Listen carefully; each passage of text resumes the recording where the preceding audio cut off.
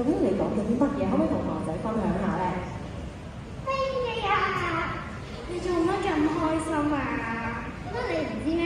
國家自主研發嘅大型客機 C919嚟咗香港啊！我梗係知啦，國家第一架自主研發嘅大型客機 C919喺12月16號朝頭早10點半左右喺香港國際機場嘅停機坪起飛。係啊，第一10分鐘之後 ，C919抵達咗維港上空進行飛行演示，期間仲飛到1000尺以下添啊！吸引咗大批市民喺維港兩岸同埋山頂觀賞，期間仲飛越咗青馬大橋同埋汀九橋等等嘅地標。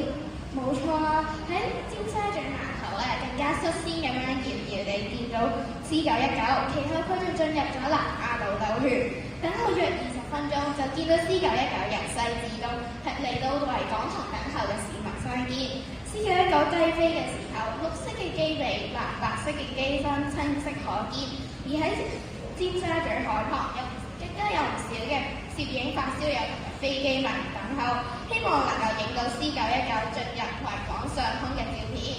冇錯啊，而且 C919喺高樓大廈間穿越，亦喺多個地標，包括環球貿易廣場、中環嘅國際金融中心旁邊掠過，以1500尺同埋1000尺低飛，圍繞維港2個圈。而第二次飛行嘅時候，更一度低飛去到700幾尺啊！雖然朝頭早係幾難㗎，但唔少市民同埋攝影嘅發燒友無懼寒風，一早去到山頂等待。尹先生話：國產客機國家自主研製，佢覺得象徵意義極大啊！亦都有廈門嘅遊客表示，覺得非常之激動，希望以後有更多嘅國產客機可以飛越嗰度。第二次低飛嘅時候，更加展現到飛機同埋飛行員嘅水準好高，飛行高度比起以往嘅飛行表演仲更加低。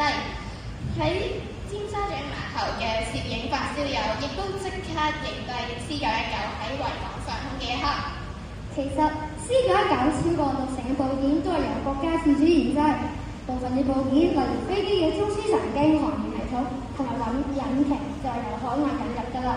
C919喺2017年首飛，上年嘅12月交付第一架俾東航，今年嘅年中已經完成第一次商業飛行。